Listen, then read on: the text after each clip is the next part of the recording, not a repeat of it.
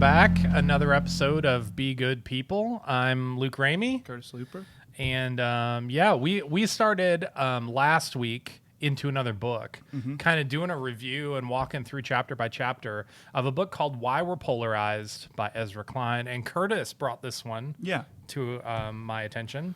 Yep. Like we said last week, I think I was reading through pretty early on in the history of the podcast. So a lot of these things will sound familiar, but it really just dissects like the book would suggest, why are we polarized? And this chapter, I kind of missed it the first time around, but he's not necessarily saying that polarization is a bad thing. Is a bad thing, yeah. That was an interesting point. But he brings it, I don't know.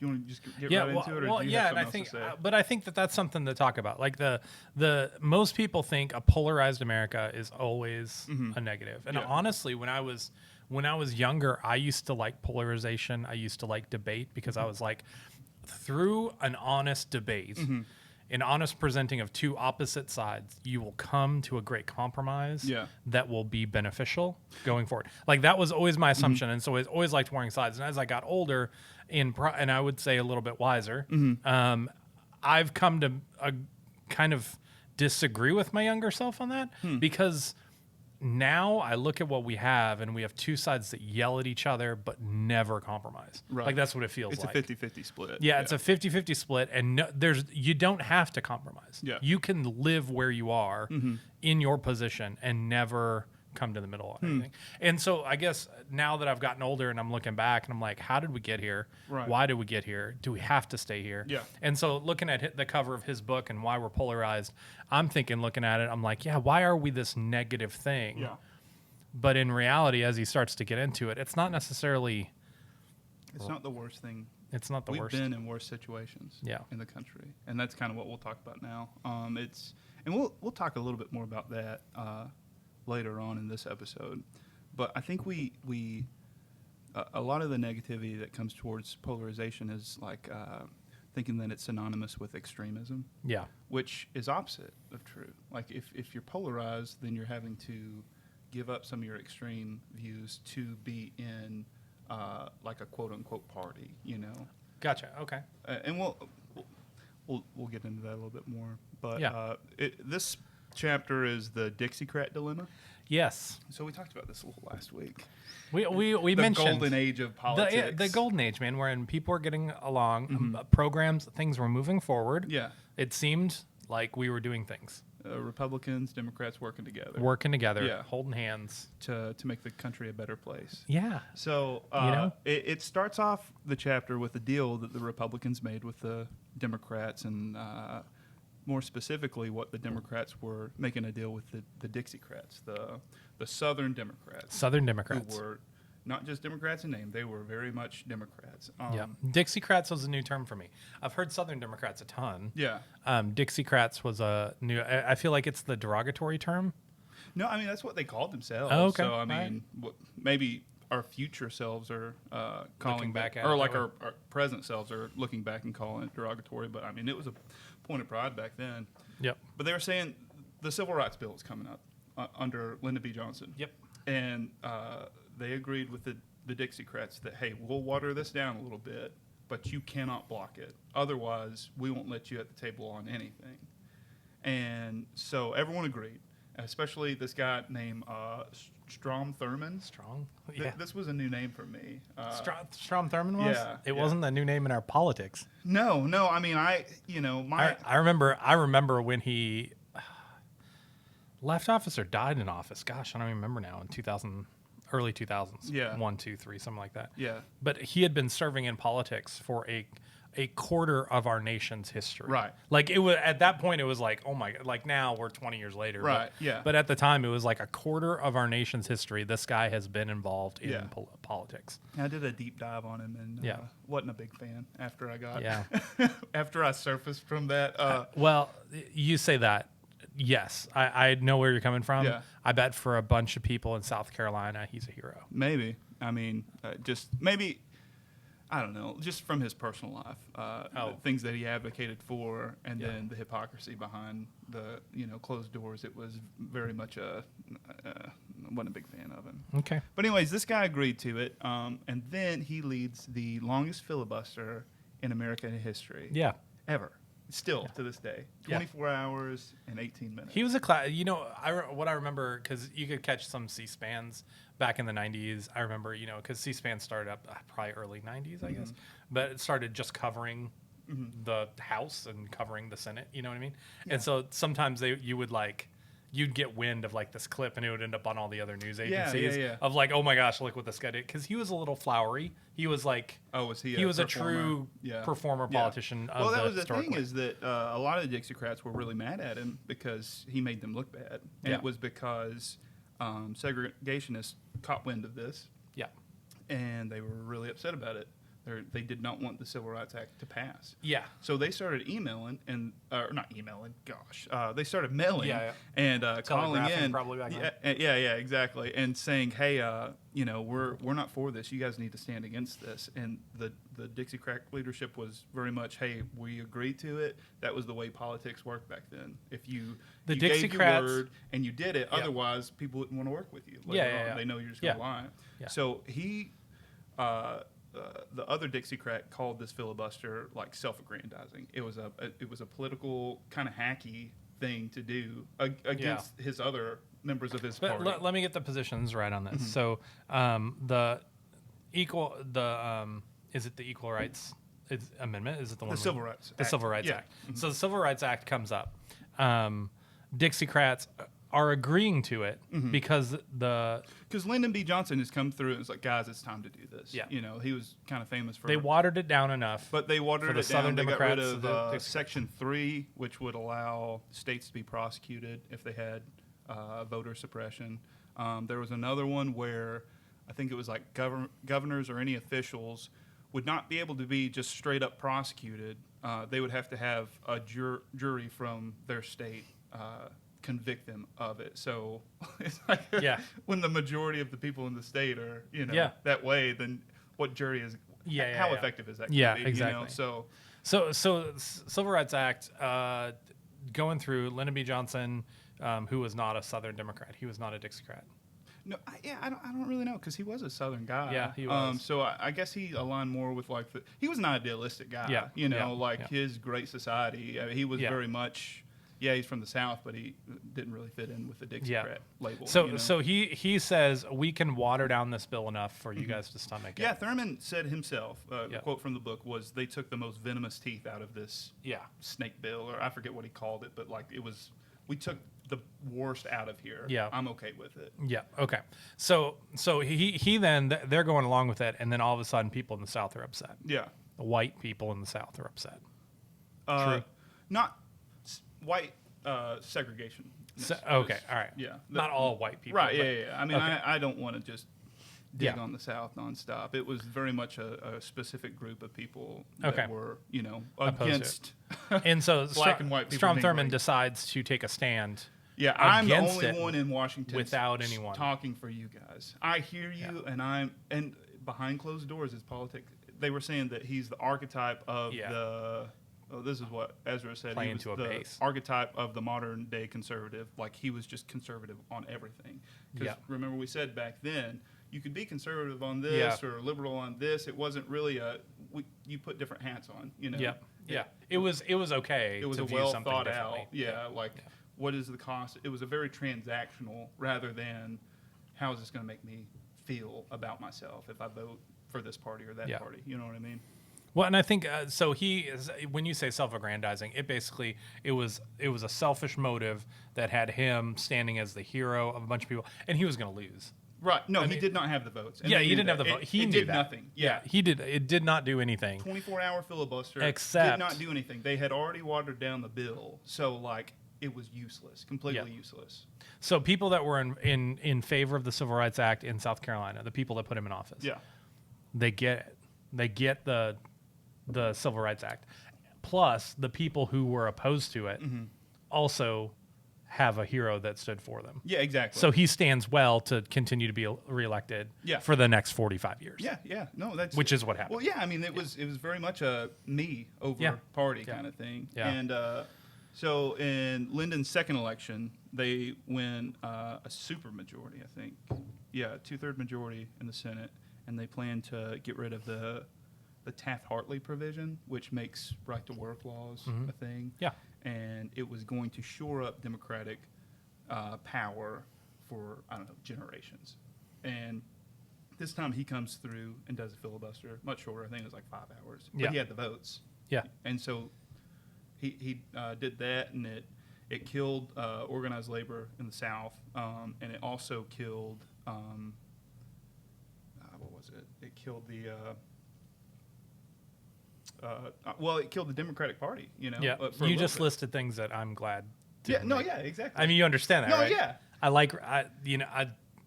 don't know if I don't like right to work or if I do like right to work. Yeah. But I like it that a person can be fired for any reason from their job. Really? 100%. For any reason at all? For Even any if it's reason. like a personal spat? Yeah, you're kind of annoying. I'm going to get rid of you now. Okay. I want an owner to be able to do that, yeah. Okay. You don't like that? No. Really? Yeah. Yeah, I feel like when I've hired people and people have worked for me, I hired them on a number of fronts. I hired them because they did their job well. That's great. I'm paying for that. But if it's something where I hired them because they were a good hang. Yeah. I like to be around them. They didn't annoy me. Right. I hired them because they made me look better when I was standing around. But if they're outside of your workplace saying or doing something that you don't agree with, you think it's okay for you to be able to? Absolutely. Okay. 100%. You don't think so? No. They're out there. They are saying I'm a part of this organization, and they're talking negatively about something that you stand positively for. But if they're not representing you in that moment. But aren't they always? I mean, isn't that? I mean, do you own them? No, you don't know. Well, I mean, that's kind of the point, you know. Like, I mean, you kind of do. They've decided to sell their career to you.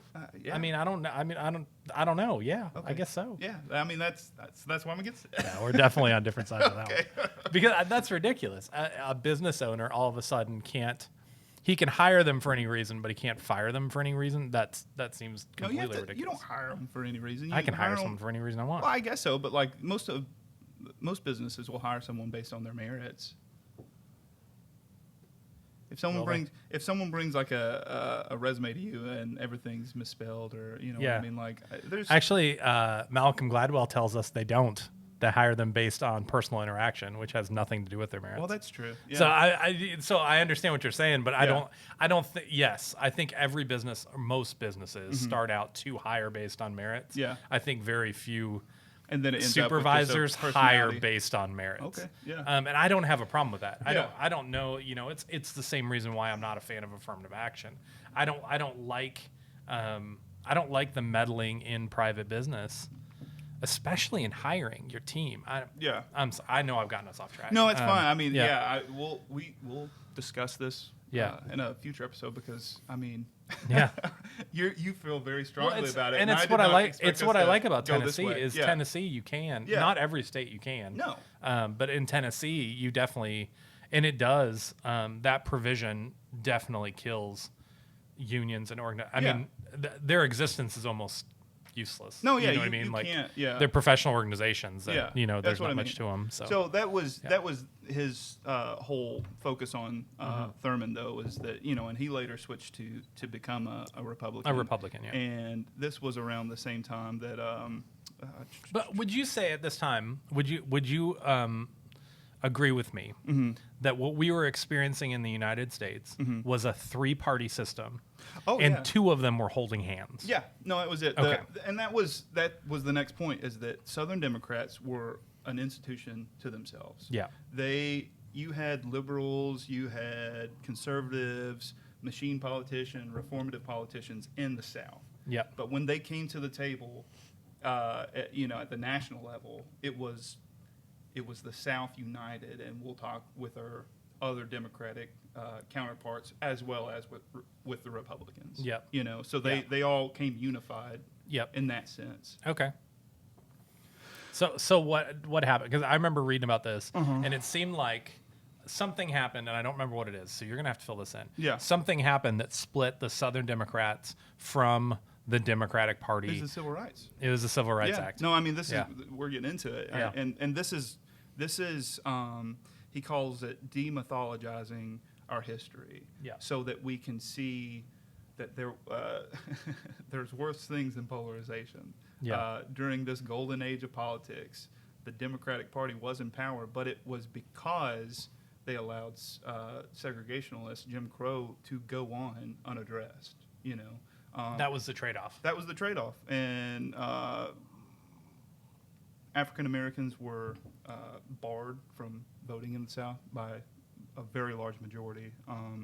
Theodore Bilbo. And they were getting away with it. They were finding legal ways to get away with it. Not getting away with it. It was out in the open. Okay. There's a quote. How much different is this than the Louisiana law we just saw struck down over abortion, where you see the pro-life movement now moving towards, okay, so abortion's legal. How can we make it really, really hard legally? Yeah. For the it's basically what was going on in the South.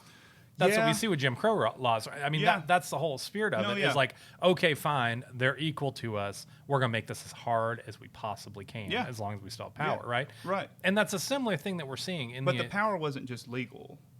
This is the quote. I don't know if you remember this one, but Theodore Bilbo was a senator, I believe, in Mississippi. And he said before election night that you and I know what's the best way to keep the word you expect them to use from voting. You do it the night before the election. I don't have to tell you any more than that. Red-blooded men know what I mean. And he won, and he was confirmed a Senate seat. Like that. That's so ugly now. Could you imagine someone saying something like that now and being able to hold a Senate seat? Not today. No, you wouldn't get to today. But the northern Democrats, there was a group of 50 Mississippians brought this and said, this guy should not be eligible. But I'm just saying, you say that, but maybe at that moment he wasn't representing the government. What do you mean? Well, maybe he's allowed to represent whenever he wants to when he's not at work. I'm just saying. But you think that it's a little different. Well, I mean, is it? When you vote in someone, you're representing those people. Yeah, but all values. The time does he? So he can't be off. He can't be off book anytime. I'm sorry. I'll call you on it. This was during a political speech. I know. It's a little different. I jest. Yeah, but no, I understand what you're saying. But if I show up, and saying this stuff, is it not a problem that guy can't get elected now? Is that a problem? That he can't get he elected? Can't get elected today. No, he could never. He would never make. No. You don't think that's a problem? You're debasing an entire population based on the color of their skin. Then Yeah, but what if a majority of people like that?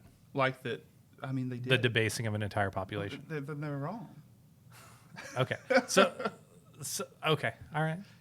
I mean, the thing, I can't defend it. I can't defend the position. I'm not going to. I think it's reprehensible. No, they said any difficulties experienced by the black population in his attempts to register to vote is a result from a traditional feeling between the white and the blacks. That's the same argument we use today. Yeah. I mean, that's the same thing we say. That's just how it is. That is the exact same argument. And I'm not saying it's a bad argument. That's the exact same argument used when reparations are brought up or anything like that.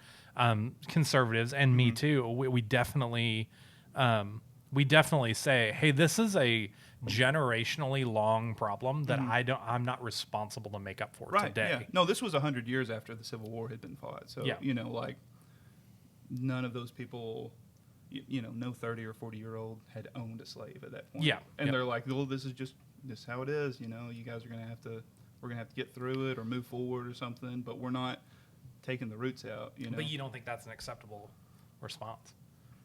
No. Well, if we dig a little deeper, I'll tell you why. Okay. Because right after the Civil War, they said voter registration among the black community was like 85 to 90%. In the South? In the South. Oh, wow. Okay. And during the That's more than I would have expected. Yeah. During the time that this guy was running, voter registration among the black population who were age eligible was about 5%. So 100 years, we lose.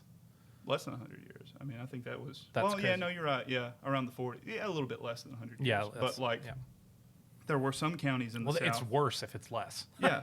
That's an incredible drop. Right. Well, 85 to 90% is a really good number. Yeah. You know, those are hopeful members of a community that are going to go exercise their right to vote. Yeah. And then for it to go to 1 to 2, that's not just like a loss of enthusiasm. That's systematic. We're going to make this very difficult for you guys to vote. So, Civil War happens. Post Civil War, black men still can't vote. Yeah. Right. Yeah. So that didn't happen until when? Under Johnson, it was the 60s, right? That's the Civil Rights Act. Is that what you're talking about? No, that black people could vote. Oh, that was right after the Civil War, I believe. Was it? Yeah. Okay. I mean, that he was saying that was 1860. I don't have the date. Right around 1865. Okay. All right. Yeah. So 69. so they get the right to vote. They have 85% of people registered. Now what happened in the South though, post Civil War, is black people went back to working on plantations in horrible conditions. Yeah. Well, you just for go almost back to no money. That's what any person in any situation, when given freedom, you're going to go back to what you know. Yeah. You know. Like, Well, what I'm saying is they go back to work at these large plantations with, white owners that don't think of them any differently than what they did before. Maybe think of them worse than they did before. And all of a sudden they're saying, if you want to keep your job here, you're going to register to vote, and this is how you're going to vote. Are we not so certain that 85% number is, I don't even know if maybe that's not even to have in this conversation, but are we sure that 85% is not a little inflated in that you're going to register to vote and this is who you're going to vote for, or you're losing your job? I don't know. Do you think that the owner has the right to tell someone how to vote? Do you think they could fire someone based on how they vote? Yeah, I do. Okay. I do think that. I know that's not popular. No, that's not popular with anybody. I don't No, think it's popular with conservatives. Yeah. But I do think that. I think you can say, well, I'd say. I don't know. What would you have to do? Like bring proof that you voted that way? I don't even know how you do that. Snap a photo. Yeah, that's true. But if it leaked that way, somehow the information got out. But I believe if you've got a business, if I make metal eagles to you free to put over your garage door, and that's what I make because of freedom and guns and American flags. Okay, so I make these metal eagles to show liberty. Symbol, that people put over their garage door. And my whole life is about bringing this conservative idea of buy this eagle for your garage door. But then you have an employee that's out there on Facebook talking about the evils of nationalism and all this kind of stuff, and you're like, that's our business, man. Yeah. Don't be, don't piss where you eat. Come on, man. You know what I mean? Well, like, what are you doing? I understand letting that guy go. I think, again, that's a pretty specific situation. That's a very specific situation. I mean, I don't know who is out there casting metal eagles right now. Garage door. But we're open to a sponsorship. We can do an endorsement. I don't know about that. Okay. I'll put a hard stop to that one. So this, we've had talks privately about, Civil War era. Why are we here where we are? Yeah. And I like to put it on Andrew Johnson a lot. Every good Tennessean does like to do that. Yeah. Especially the conservatives, because he was the guy. We gave the world Al Gore. Yeah. But there's always worse. Yeah, there's Andrew Johnson. So we had Reconstruction. Abraham Lincoln was a very fine man. There's skeletons in his closet, but he very much is a product of his time. So who's to say how he would be now in light of all the, morality that we've learned in this 100 years, or 200 years, or 150 years. Andrew Johnson takes over, and he says he was afraid to give too much power to the black voter because his quote was, they'll rule the white race, make and administer state laws, elect presidents and members of Congress, and shape to a greater or lesser extent the future destiny of the whole country. Would such trust and power be safe in such hands? So then you go back and wonder why we went from 90%, 85% votes to 1 or 2.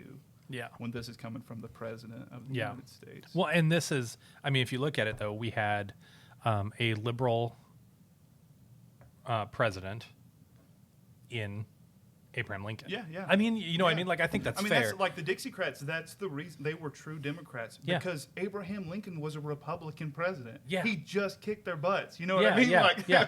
Of course they're Democrats. Yeah. So he was a Republican president, but a liberal, not a conservative one. He was a liberal one, you know? And you have Andrew Johnson, same party, not the same person. Was it? Yeah, yeah. I mean, you know what I mean? He's not lining up with him. No. You know, if we lose Donald Trump to a heart attack, all right, and we get Mike Pence, we're getting more of the same. Maybe less inflammatory. He won't say, the bad things very loud. He's got the better. He's got a little more tact. Yeah, and, you know what I mean. But we're getting, it's next guy up. Yeah. You know what I mean? Like it really is. Yeah. As far as agenda, it's all that didn't happen. During the Civil War, exactly. We lost, or at post Civil War, we lost Abraham Lincoln, and the next guy up was nowhere near the same guy. He was the other side of the coin. Yeah, completely. Voted in by the same people, or on the same ticket, but not. Am I right on that? I don't know. But you know what I'm saying. Though. Yeah. The next guy up was not the same. No, yeah, there was a very distinct shift in power. Yes, shift in tone. Because. Yeah, I mean, you're absolutely Thank you, right. Andrew Johnson. Yeah. Tennessee loves a son of Tennessee. I don't know about that now. He is. So Ezra Klein said no. He does not have a statue anywhere. I don't believe. I don't think he's got a statue anywhere. Yeah. Andrew Jackson might have a statue somewhere. Yeah. We like him. We is a. You don't like Jackson? You're not an Andrew Jackson? I'm halfway through. I'll be honest. I'm not a huge fan. He's on the $50 bill, I believe. Andrew Jackson, isn't he on the $50 bill? I don't know. I think he's on the 50. And I don't like $50 bills. And I had someone tell me once, that's ridiculous. How do you not like cash? But the problem is a 50 looks too much like a 20. Yeah. And I get confused easily. And so I don't like the 50. I wish it didn't exist. I wish it was had 20 and then 100. That's completely off topic. Okay. That's and all over the place. I know, and that is why. And then you just go into the next thing, and we move on. You just treat me like I'm Michael Scott today. Yeah. Explain to me like I'm 5. Explain to me like I'm 5. Okay. Explain to me like I'm 3. This is the lighthearted part of it. I'm sorry. So he was saying that the consolidation of the one-party state for the South was almost just a resurrection or restoration of the Confederacy in a way. They were a one-party state. Once the Southern Democrats and Republicans started holding hands. Once we Southern Democrats and Northern Democrats started holding hands. Yeah. I mean, that was, and they gave them the Northern Democrats just let them run the Confederacy, basically. I mean, just kind of like how you would any other thing to allow yourself to have the supermajority. It's like in FDR's time, 1933, Southern Democrats, not just Democrats, but Southern Democrats chaired 29 of the 47 committees in the House. That they decided what legislation got brought to the floor. Yeah. So if you're a Northern Democrat... Because it has to go through committee before it hits the floor. Yeah, so if you're a Northern Democrat and you've got a legislation, if you're talking crap about, segregation, if you're things that didn't really matter to you a whole lot, if you're talking crap, you're going to make the dude holding the door not want to have anything to do with your bill. Your bill's not seeing the light of day. Yeah. That was the trade-off. It's like, we get the supermajority, but we'll give you, the keys, and then we'll split this like it was like a 1/3, 1/3, 1/3, and then the 2/3 get together. The 2/3. Yeah. And for the most part, race didn't play a factor. Like, no one cared about it. You know what I mean? Like, we just did the Civil War. We solved everything. You know what I mean? Like, it was the last thing on people's minds. Yeah. Black people were voting.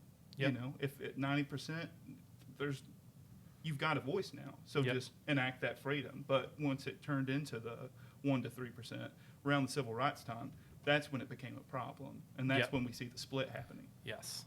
Because now all of a sudden that vote, which becomes a majority in some states and communities, right? I mean, that's... Yeah. It would have been a majority of people. In some places, they called it, I think, the Black Belt. And there's certain places in Alabama where blacks outnumbered whites very easily. Yeah.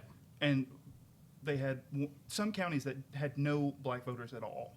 Yeah. You know what I mean? Like, that's that's just being silenced, you know? Yeah. That's absolutely, that's something where you need a Civil Rights Act. You know? That's something where, okay, this isn't just necessarily a lack of enthusiasm, like I said before. This is oppression. This is suppression. You know? Yeah, no, and that's what was going on. Yeah, and I've said this before, like FDR was, you know, he's got a lot of skeletons in his closet too, but, you know, You're a fan. I'm a fan, I'll say that. But they brought him anti-lynching laws. And he said he wouldn't touch them. And he said, they asked him why. He's like, if I do this, the Southern committee chairs would block any legislation I bring to keep America from collapsing. This is around, you know, restoring from the Great Depression. Yeah. And he's like, I just can't touch it. You know, I've got a country to fix. You know, there's bigger problems. I can't even imagine that. Like, I can't imagine that time. What do you mean? Well, we are just so not that time. Like, we just had an anti-lynching bill not passed. It was blocked by a couple guys. So, like, it's still in the air. A lot of lynchings happening right now? Yeah. No, come on. Don't say yeah. There's like 2 in the last 20 years. What are you talking about? Yeah. You can't that. There's not lynchings happening right now. Are you kidding me? No, I'm not kidding you. Yeah, okay. I'll bring up some figures next time. I'll happily look at those. Yeah. I mean, there's more petty theft than there's. I'm just saying, like what if we're going to focus lynching, on, you know, like that's. I think maybe that is where the divide is on this. Well, it's like I don't know why we're making special laws and sentences for hate crimes. Like, okay, I don't care why the guy did this. A little bit. I care what he did. You know what I mean? About to the extent that it was in the South. Yeah, absolutely. I'm saying like that stuff doesn't make the light of day with a 24-hour news cycle. Yeah.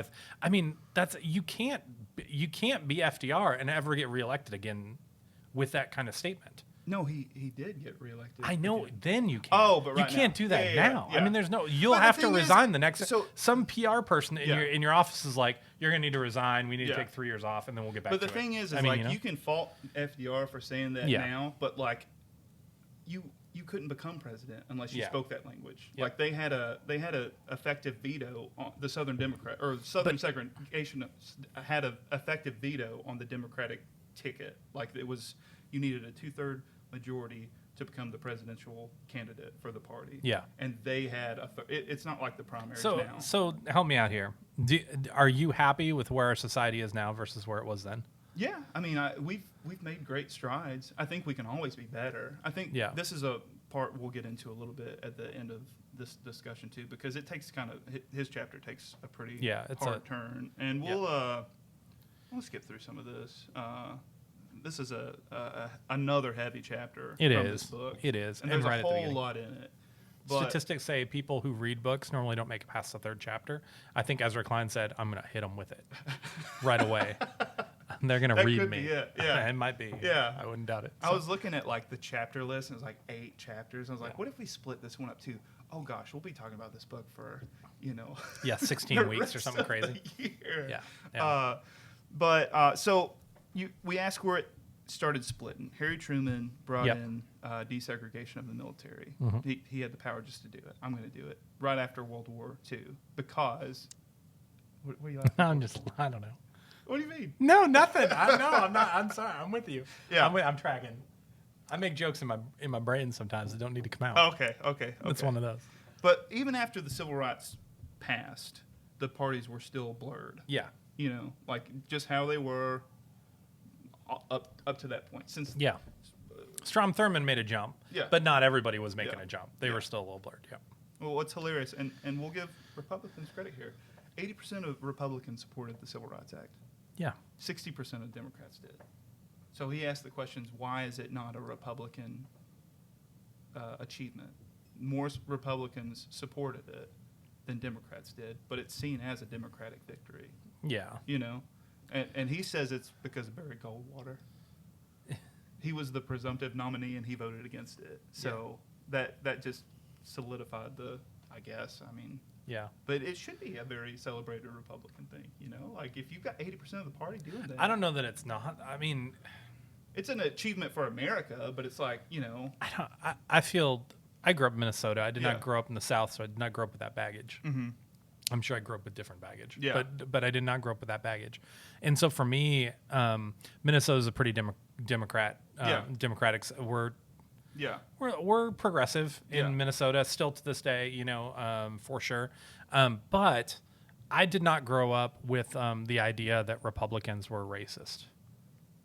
That's not what I grew up with. Yeah. You know what I mean? I grew up with Republicans were interested in building businesses. Mm-hmm. Republicans were, interested in the economic welfare of the country. Like they were all positive statements about Republicans. And Democrats were interested in taking care of workers. Yeah. And Democrats everything was a It was positive a class statement. thing. It was like a business class thing rather than a racial class thing. Yeah. Republicans were the more white collar guys. They were like in the offices figuring out numbers, and the Democrats were the hard workers driving our country forward. Right. Like there was never a negative connotation for either party. I don't remember that. Yeah. Okay. My mom, she voted Democratic, although I don't know that my dad knew that. My dad was, voted Republican mostly. He voted for some Democrats out here and there. Yeah. So like that's the ecosystem I grew up in was not one of like the other party is a negative or a bad thing. It was they're different. They're doing something different. Yeah. But it's needed. Yeah. And so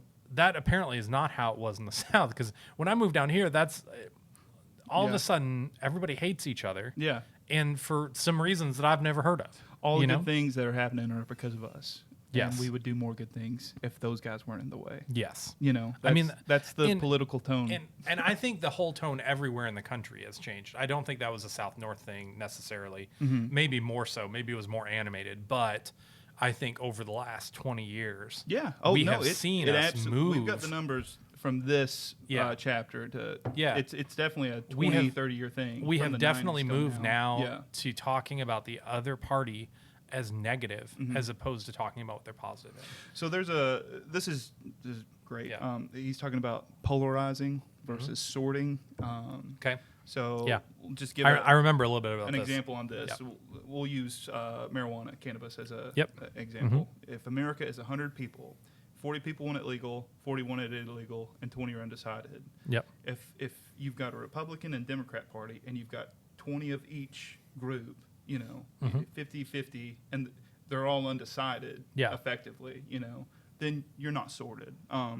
But if all people in favor of legalizing run over to the Democrats and all the people wanting it criminalized run to the Republicans, and then you've got an even split on the undecided, then he says that is sorted. Yeah.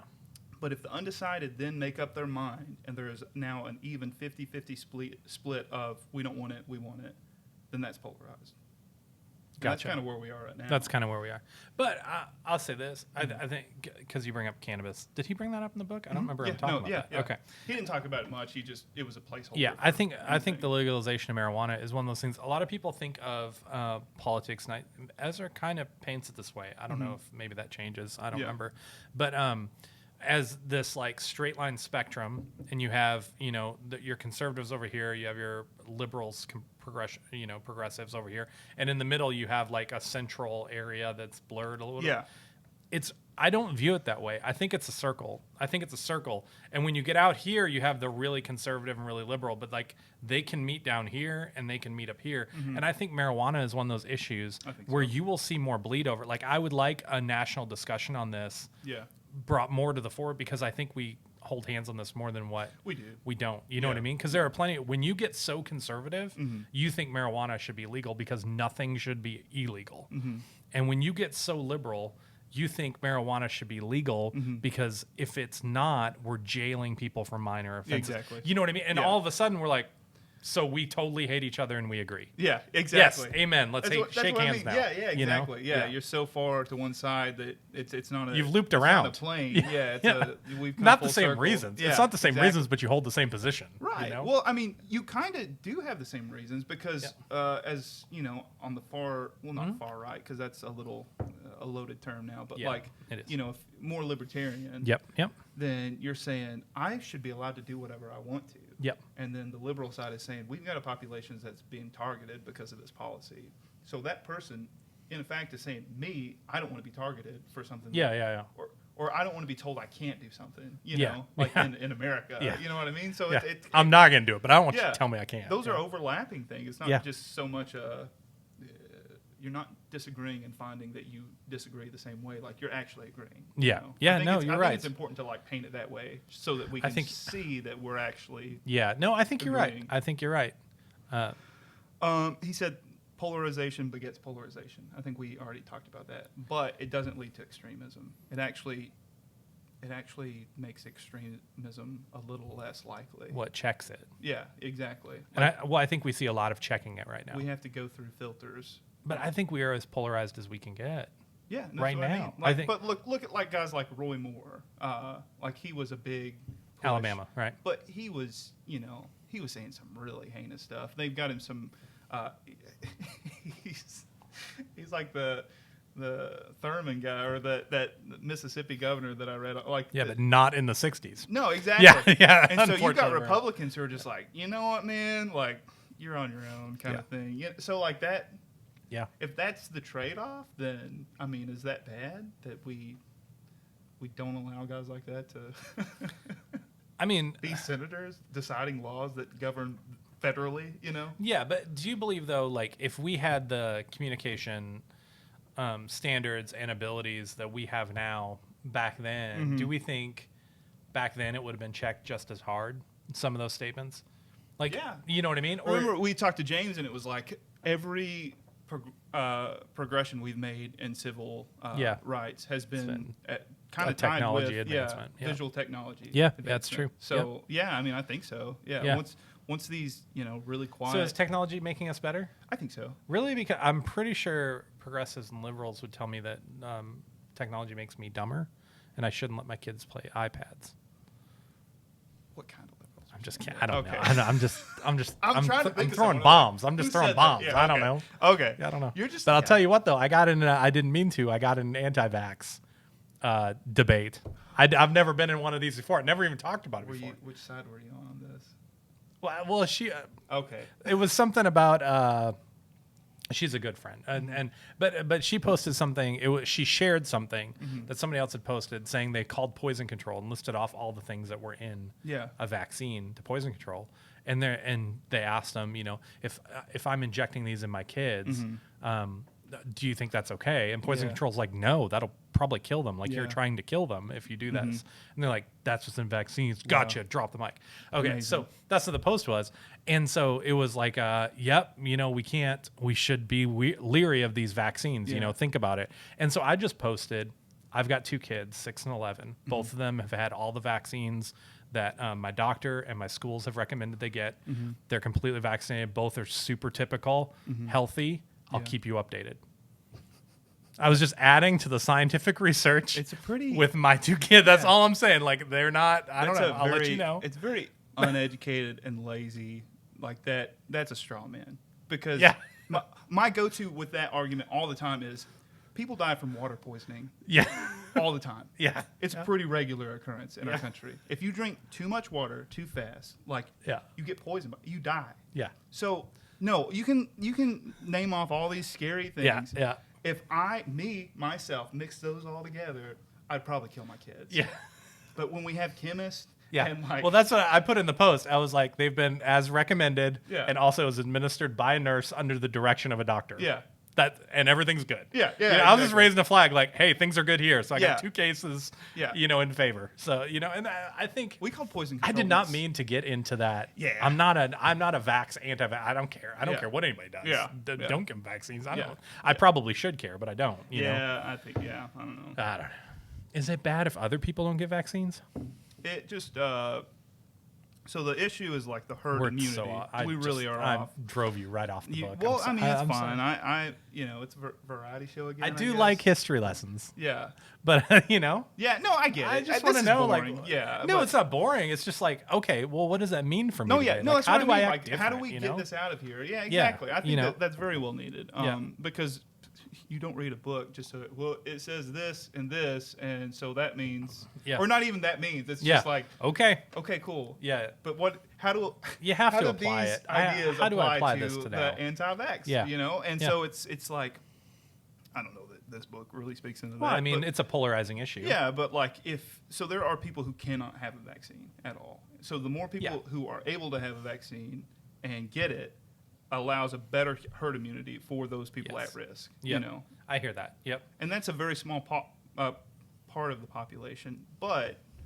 If Some people it becomes a non-issue, then why are we screaming about it? And there's some things too, like you have to get special, like if you're allergic to eggs, you have to get the vaccine a different way. Yeah. That's not grown. Yeah. And, you know what I mean, Yeah. or in a certain way. And they use some of these like faulty statistics that it's like, you know, we've seen a rise in autism, and they try to blame that on vaccines. But maybe we're just better at identifying autism now. You know, maybe some of these things that we diagnose differently. Maybe So maybe there's not really more COVID. Maybe we're just better at testing it. Are we better at testing it? I think our testing went way down. I don't. I have no idea. You don't watch the national. No, I don't news. watch the I know national you news. don't. You Like know I that, don't. and that's what I'm saying. It's like, bro, come on. No, well, I'll tell you what. I went to Walmart. Uh-huh. To shop because so COVID has changed. I was not a shopper. So we can talk about COVID now. Well, we are just for a second. Polarizing issues. I think you're right, we have to bridge at some know. point. I just had to say that. But so I went shopping at Walmart, and so COVID. I used to have shopping habits. I would go every 3 days and get what we needed. Yeah. And like I would get what I needed for those 3 days. I'd have nothing in my cabinets. Nothing. That's who I am. That's absolutely who I've always been. Yeah. To my mom, that we're not stockpilers. All right. And so that's how. But COVID has pushed me into this like shop one big time out of the month. Yeah, you got to get toilet paper. Well, otherwise you're paying $5 a roll. But it's just this idea of like I don't want to be in stores that much right now, just with everything going on. You know what I mean? So I just do it once and I get a lot, and so it's turned me into this more of a big shopper. Yeah. So I was in Walmart and I was going to be there for a while. So I put on the mask. And, you know what I mean? Like I'm going through and not everybody's got masks and nobody knows what arrows mean. When the arrow, the pointy end, that's the direction you move. That's the way you go. Yeah, I don't know. Yeah, but I just got to get this one thing. I just got to get this. So it's different for me. Just walk around, man. So, but anyway, I'm shopping and stuff and wearing my mask, and everyone seems to be talking about how we're wearing masks. Like everybody I'm interacting with, like the person checking out in front of me is like, they say to the checkout person, I hate that they make you wear that mask. And the checkout person said, yeah, it's really annoying. I wish I wasn't. And they're like having this discussion. I'm like, that's where we are, is like half the people in the store right now hate the fact that anyone is wearing a mask. Half the people in the store right now think that the people not wearing masks are evil. It's just this. And I'm wearing a mask, so I've clearly chosen a side. Everybody in there thinks I'm it's so weird. some it's liberal like, puppet. Exactly, you know what I mean? Like I am, Yeah.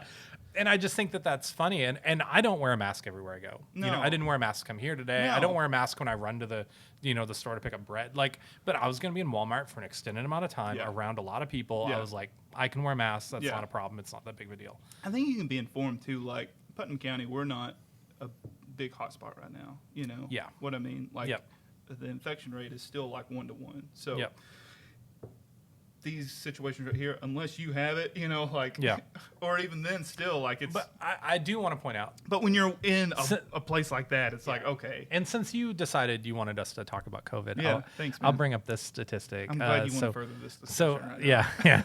A couple days ago, I was checking death toll numbers. Tennessee is remarkably low. We're at 609. Is where we were 2 days ago. I'm sure there's been some added.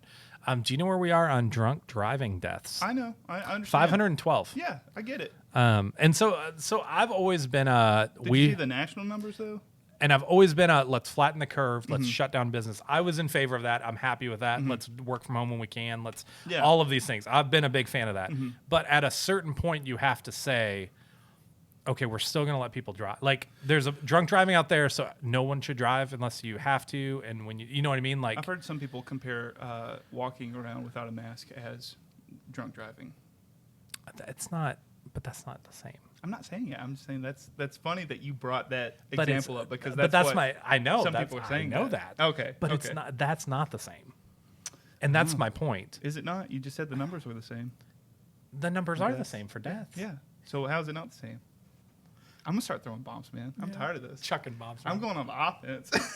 What am I doing? Bringing up COVID? Yeah, Gosh. Yeah. No, but I do think we need to, as we go through this book. I did think that everyone was complaining about the shutdown, and do we need to do a shutdown again? Do we not? I don't know. I do know that at the very beginning, we didn't know anything about the virus. So it made sense to, hey, let's all chill. Let's be as cautious as we can. A couple weeks. You know what I mean? And now that they're saying, hey, you know what? If you wear a mask, you got a 30% less. If everyone does it. Nashville went mandatory mask. Knoxville did. Tennessee has kind of done a pause on the phasing in. I mean, essentially, like not a whole lot. I think bars... they're shutting down bars in metropolitan areas. Yeah. I don't know about everywhere, but there's those recommended in Tennessee. There's I think 5 or 7 big cities that have their own health department. Yes, so they get to decide they're what they're making going to do. Calls. Yep. But like places like here, it's up to the governor. Yeah. So that's kind of the difference. And so people they're shutting down bars and stuff, but mostly it's like a pause, not a step backwards. No, it's very much a pause. Yeah. And so I wonder. If it's going to be a step backwards in our opening, we have to start addressing, the bump in unemployment is going away. I think it was a 16-week, and we're got to be close to the end of that. I mean, we got to be like week 13 or 14. I think the job numbers went up this last. I know they went June. up, but if we take a step backwards and start closing down again, we've got to readdress what does unemployment look like. Oh yeah, no, I know, because we can't have the bump drop off. You've got a big problem with evictions about to happen too, because a lot of these amnesties or whatever that is, those are going away. Yep. And sheriffs are starting to issue. They're going to have to process orders. those. Yeah. And so what do we do when the safest thing is to stay home when you can? Yeah. And we take that home away. What is that going to look like on? Yeah. Are we fixing the economy and then we're just going to make the economy worse? A month from now, you know what I mean? Like, no, I'm with you. What do you do there? Like, we're such in a. It's almost like so what do you do? You know what I mean? I think in a bad situation, sometimes you have to take some losses and be like, all right. I'm just wondering. I really think, and I've thought this from the beginning, we're America. So at the end of the day, we're going to be more heartless than we are heartful. I think. Well, I know that's a negative take on America, but it's the world's take on us. Yeah, so I agree with you. I knew that when they said that the mask helped protect others, it didn't protect you. I was like, oh, well, this is going to be a thing. Like, this is going to be an issue. You know, like. Yeah. I just I think we are, and this is what I've been telling everybody. I was like the COVID thing at this point, and I'm calling it that, the COVID thing, because we've reduced it to that. It's we're willing to take the losses in our elderly and immunocompromised populations now. Let's move on. Maybe we'll get herd immunity or whatever. Maybe we'll get a vaccine. Who's saying that? I think that's what we are saying. I think that's what America is saying. I think it's a very polarized issue. Sure, I mean, go to the park. They're playing on the playgrounds at Dogwood. Yeah, I'm just saying, like that's. No, I know that's happening. You know, but I would say, like where my mom lives in Burnsville, we're going up there in a couple weeks, and they're pretty locked down. Yeah, still there, and so we don't get to go out and do anything. We're just gonna hang out with them. But it's. I wouldn't say as America. Maybe like in Tennessee, we've said that. Yeah, in where I have interaction. Yeah, and your anecdotal evidence, but it's not like a national But thing. I think I've texted a couple people, like this whole, close down because of COVID thing, this is over. I mean, we have said we don't care. Yeah. We're just going to move It's hard forward. to move back. Yeah. And I think that's why I wasn't a big fan of Billy opening Tennessee when they did. Yeah. I was not a fan of that at all because I was like, I want Tennessee open. That's not what I'm not a fan of. Yeah. I think you're 4 weeks too soon. Yeah. You know what I mean? You're just. Yeah. That's what. Yeah. Yeah. Well, let's jump back. What do we have here? We're getting close to time here. No, I know, and I know it's a lot. We've got. You know what? We've got our exclusive content that we're doing for patrons. We can talk more about this in there too. Yeah, we'll talk more. Yeah. This. Yeah. Well, so let's get past there's a section about the moderate majority and how that's kind of a lie because.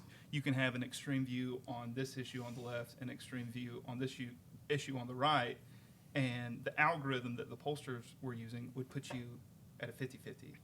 So you were actually a very big extremist, but you were not. So that was that section. We'll push through that. But so the question is, so when did the party split? Why did we get from these three? It was basically a 3-party system where 2 of them bullied the Republicans. Yeah. Because it was the sentiment at the time that the Republicans caused the Great Depression with the lacks of oversight and for sure with Wall regulations, Street speculation it all just kind of we were overinflating our value and then the bottom fell out.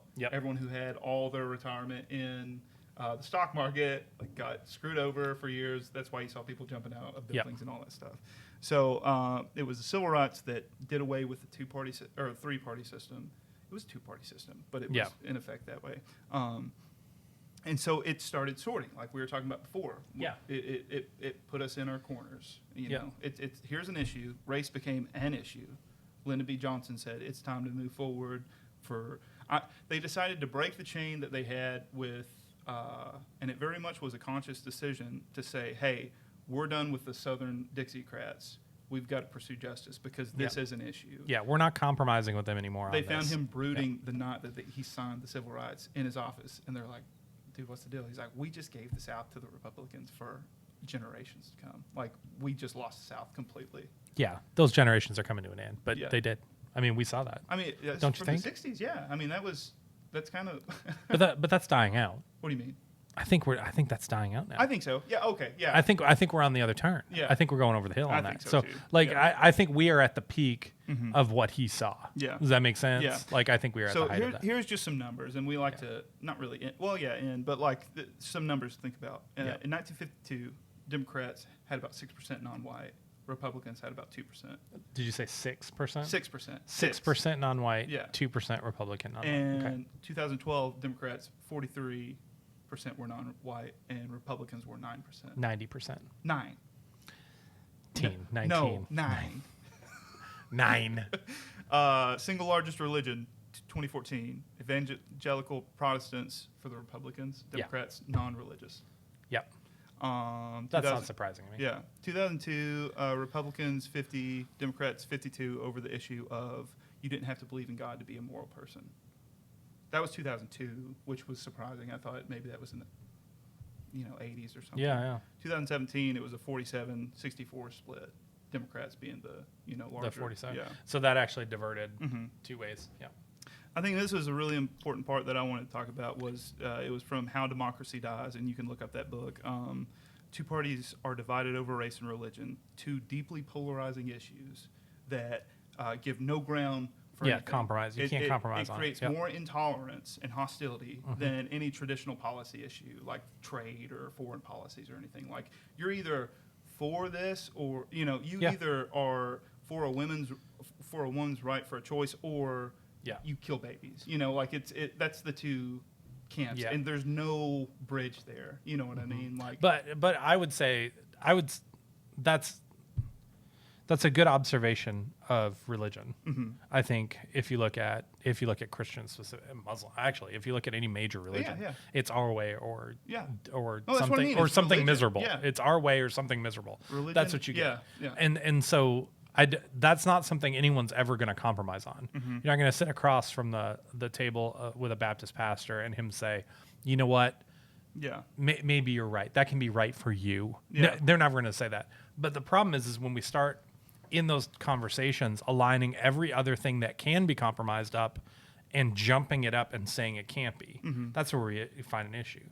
Like you brought up abortion there. When pro-lifers and come up against a pro-choice type debate, if a pro-lifer treats the issue like they do salvation, heaven, and hell, the discussion's done. It's not a discussion anymore.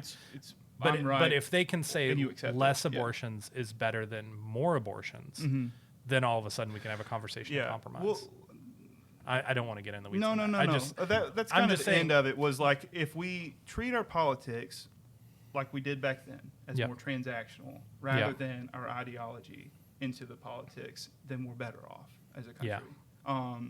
There's a big dividing line on counties. Bill Clinton, 92, carried nearly half of America's 3,100. About 1,550 counties he won with popular vote. But during that time, it was saying, like, in the last 25 years, county alliance, or the people that you live with, it was about 1 in 20 that you agreed with them. Now it's 1 in 5. Yep. You've got liberals moving to urban settings more and more every year, 4 to 5% every year. And so after 25 years, it's a big thing. And you have conservatives moving away from those. Yeah, they asked liberal, and this is the personality issue. Like, and this is personalities are driving our politics. We've got the 5% personality traits, but the main defining one is the openness and conscientiousness. Yeah. And so it goes through a lot. There's a whole lot here. But I thought what was interesting about the Bill Clinton number is that so his wife running also won the popular vote. I know people don't like counties. that, but fewer than 500. So like 200 less counties or something crazy. 1,000 less. 1,000 less counties. Than Bill. Yeah. While still maintaining the popular vote. But she makes a really bad statement saying, "I won the places that represent 2/3 of America's GDP." Which she should never said that well, politically. I think she knew that her but political it's true. career was over, done. So she just, but it was true. It was facts true. are there. She carried, so when she carried the popular vote and carried the lesser counties, she carried the majority of her wealth building counties. So I won the places that are optimistic, diverse, dynamic, moving forward. Which are traits of Openness. our wealth building county. Like, I thought that was the biggest thing for me, because I always think of conservatives as interested in financial gain, but that's not actually true of our counties. If you were to take a political map looking at conservative versus a liberal county, our liberal counties tend to be, and cities tend to be the urban, tend to be the money-making infrastructures. There are no big cities that vote Republican anymore. Yeah. Well, maybe I'm wrong there. But there are very few rural Birmingham counties. Doesn't. There's not. I can't think of There's very any. few rural counties that vote for Democrats. So it's very much a us versus them. It's become that. Our country is splitting apart from the rural. You know, you hear it. A way of life. Yeah.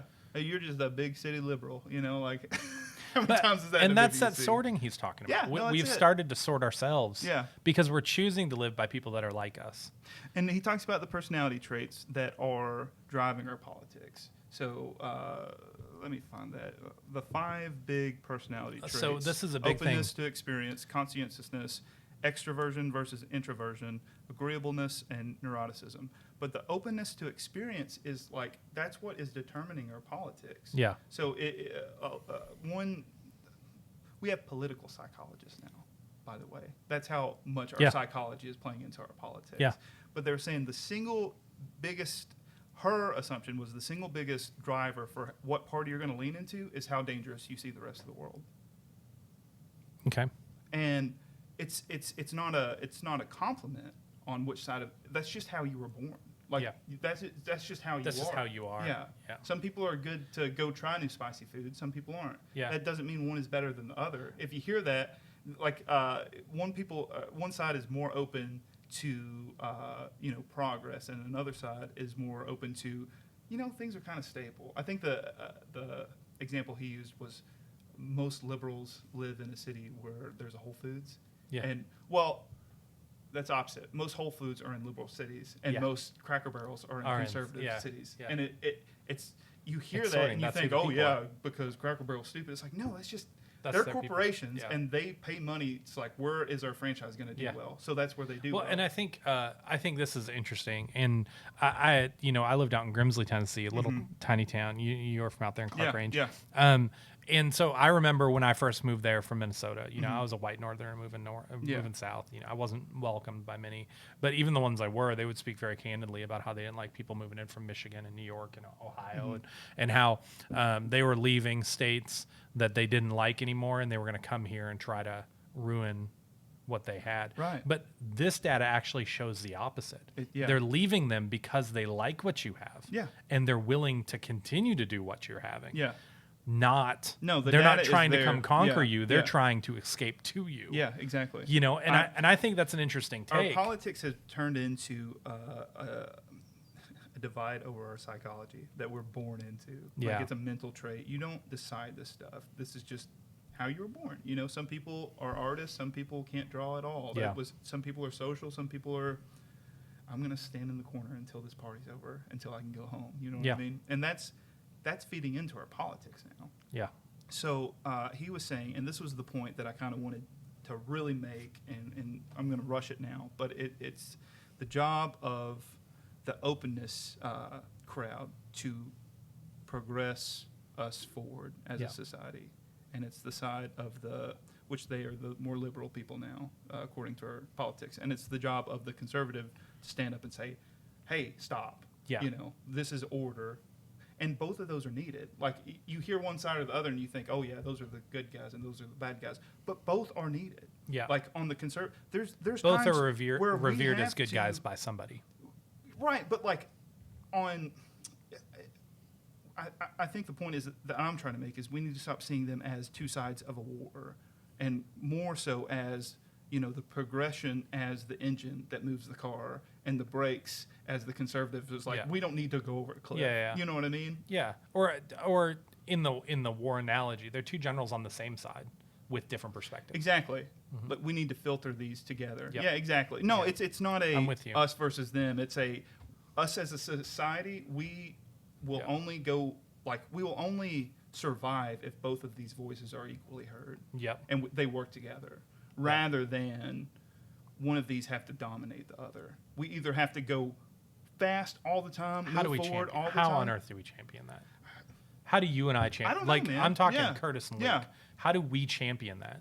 I think, do you start wearing "Make America Great Again" hats? No, I don't think that fixes it. I think that the best thing that we can do is when you hear that talk of everything that is happening good in this country is because of our party and everything bad is because of the other, you either turn it off if it's on TV or you tell them to shut up if it's in your face. Yeah. You know what I mean? Like that sort of divisive, like, and try to understand it. And, you know, we are in this book, but try to understand that, you know, both of these things work together to make a great society.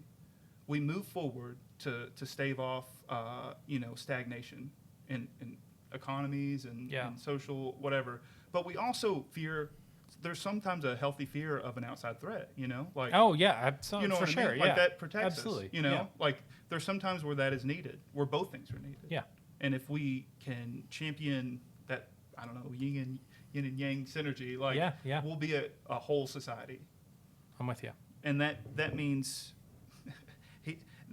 I love this analogy. We have all these little magnets. And then wrap us up. You said the hats, you know, like we have all these little magnets, and we're stacking our magnets based on if it's a liberal or a conservative view. Yeah. And that only makes a bigger magnet that is either going to repel us from the other side or draw us to another. So it's just polarizing. Yeah, you know? it's just mounting polarization. So thanks to Luke, I'm thinking this is the longest episode we've had. This is going to be a long. Thanks to me. You're blaming me for that? No, you showed up with a teleprompter. I know. I loved what you said, that like the whole point of these books is to feed into what's happening today. So I'm glad we had the tangents, and you know, if you've made it here to the end, thank you so much. I do want to thank Chris Schweiss. He's a buddy of mine from high school, a good guy. He joined the Air Force. And I knew for sure, just about right out of high school, he joined the Air Force, and I knew that he was going to end up in a great placement like Germany or somewhere cool, Japan. I mean, somewhere awesome. You know what I mean? And the lottery gave him Minot, North Dakota. And I remember Chris was always one of those guys. I knew, Chris, you've always been one of those guys. I knew, like, you've got a mind about you that you're globally focused, and you know what I mean, like that. And you ended up in Minot, North Dakota. Married a girl, never been out of the state of North Dakota before, and he's still in Minot, North Dakota, contracting for the Air Force. Cool. But I love Chris. Chris, thank you for supporting us. Thank you. You're our newest patron, and we're thankful for you, and we hope that we can get you. He sponsored us at a level where he's going to get to be on the show. Cool. So we'll have to figure that out because he's in North Dakota. Yeah. So I guess we'll have Sounds like he can fly here. I mean, yeah, that's true. Maybe he can commandeer a plane. Yeah, or we could do Zoom or something. Let's go to Minot. Oh, okay. Did you go to North Dakota? This is Luke. Were you with us then? No, I didn't. Oh, no. Those are the bad years. I've been there before, but no, not with you guys. Okay. Minot. We actually, Chris brought us into his church there in Minot. Really? We came through. Chris is a good dude. Okay. But anyway, I could tell stories about Chris. Chris is pretty awesome. But anyway, thank you for supporting us. Yeah. We can't wait to have you on the show. We'll figure out how that's going to be, maybe a Zoom in or something. Yeah. Thanks for listening. For those of you guys who aren't patrons, you can be a patron and a supporter of our channel. This podcast is always going to be free. We're not going to charge for this. No. But we do extras and exclusive content. Rolling out the first one. Actually, when you're hearing this, we rolled out the first one last week, and we're going to keep rolling out. And we've got a lot of ideas that we're working on that we want to expand. So I mean, even if you're here with the free show, a like on the video really helps us a whole lot. Oh, it does. If you aren't subscribing, go ahead and do that. But we just want to have these conversations more out in the open. Yeah. That's the whole goal of this podcast was from day one. So, if you like what we're doing, just share it, help us out. But yeah, thanks. We'll see you guys next week. Pound it, noggin. What? I don't know. I was trying to do the Dude Perfect ending because they're really popular. We're done. Oh, we're already done. I said thanks. All right. Never mind. Hey, friends, I hope you enjoyed the discussion here. And if you did, go ahead and click that like button. That helps us out. Also, if you're not a subscriber, you should be. If you subscribe and hit the bell, then you get a notification every time we post new content. That way you can stay up on all the discussions we're having. If this conversation resonated with you, maybe share it with a friend over on social media. And also, we've got some other videos, so feel free to check those out and join in anywhere.